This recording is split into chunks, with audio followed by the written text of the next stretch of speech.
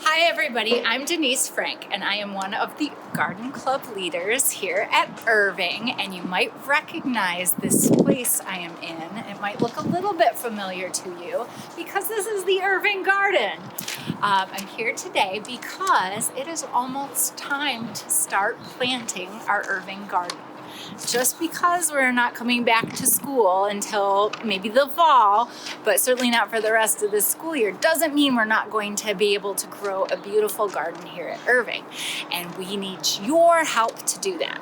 So today I'm going to show you around the garden a little bit and tell you how you can help us grow the Irving Garden.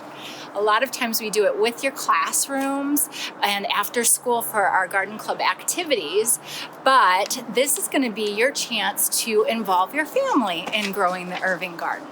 What we're going to end up doing is Tina, the other garden club leader, and I will be sending out a Sign Up Genius that your family can access to sign up to weed, water, and plant the Irving Garden. And it's just about time to start planting some things, but it's definitely time to start weeding some things. And you can see what I mean by that when you look at our garden beds. There's lots of weeds in them and some of the dead plant matter from last year. And a lot of that is okay. It's good to leave plants to die in the garden over the winter because it helps put nutrients back into the soil. But now is the time when we need to pull out some of these and prepare our beds for planting.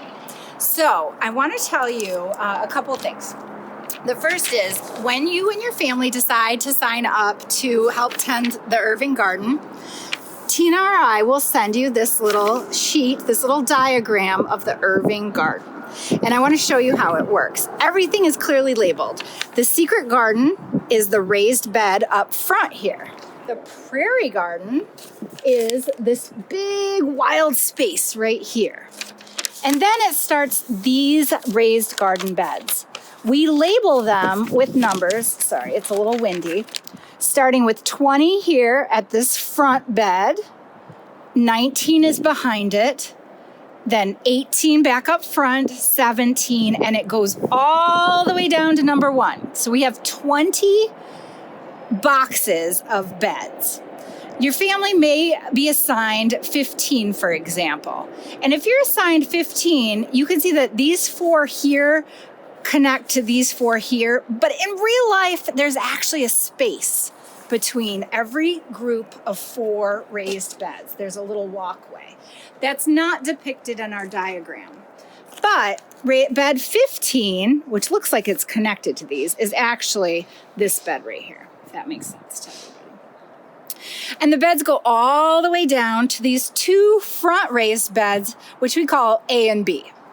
I have also the trees are labeled here, the shed, and this big compost bin in the back. So the first thing you'll do is you'll be assigned a bed. And depending on what the activity is, if it's weeding them or turning the soil, removing all this dead debris, it might be we provide you with compost to put in the bed. And it may be that we actually give you the seeds and the flowers and plants to plant in those beds. The task depends on when you're signing up and what's needed at the time, but there's going to be a lot of activities and a lot of needs. So you may end up signing up to weed the bed at one point, and then signing up again to plant a bed, and then signing up later to water and harvest out of the bed in the summer. All you need to know at this point is there's going to be a Sign Up Genius, and you're going to end up getting a diagram that'll help you guide you to where you're supposed to go and which bed we're supposed to work in. In order to keep in mind some of the social distancing concerns, we're going to have just one family a day in the garden. And that way we'll be able to spread it out to keep everybody safe. The other thing that we're going to need to do is we cannot share our garden tools like we might have done before. So you're going to need to bring your own shovel and trowels and a watering can with you. If you do not have these things at home and can't bring your own, that's okay. You're just going to let Tina or myself know. We will be able to bring some out, and then the day it's done, you just leave them in the garden and we'll wipe them down and put them away. Let's go this way and I'm going to show you a couple things. So as you can see, we have a lot of things we need to pull out. Some of our beds grow back every year, and one of those is actually our tea garden. Some of this is dead and needs to be cut back, or in the case of some of these, this will never grow back. It'll have to be pulled right out. But a lot of them come back every year. There's strawberry plants in here, mint, and lemon balm that comes back every year. We'll give you more specific guidance if you're the one who's working in the tea garden about what to keep and what not to keep, if you have any questions. So you really don't need to know anything about these plants to work in the garden. If you do know a lot about plants, or certainly herbs in some of our other herb gardens, then you could say, thanks for no thanks. I already know this stuff, and that's great. All right, so the best thing over here I want to show you guys is, and it's a little bit sunny, but it's going to be the compost bin. My helpful assistants here, Samara and Asher, are showing you something that is probably one of the kids' favorite things to do in the garden, and that's turning the compost bin soil. A lot of the weeds that you pull out of the garden beds can go right in here. You can see where a fair amount of things are growing, and already all of this needs to be turned into the soil. And as you turn it, you can see some people put some newspaper in here, which is great because that's good compostable material. You are gonna find the most amazing worms and bugs and critters in here. Look at this, you guys, all these worms, oh my gosh. Isn't that amazing? Yeah, I love it. Anyway, you could take this rich dark soil and use that to amend the beds too. If you've weeded the bed, turn the compost bin, grab a whole bunch of this soil, put it back in the bed, and it'll be good to go for planting.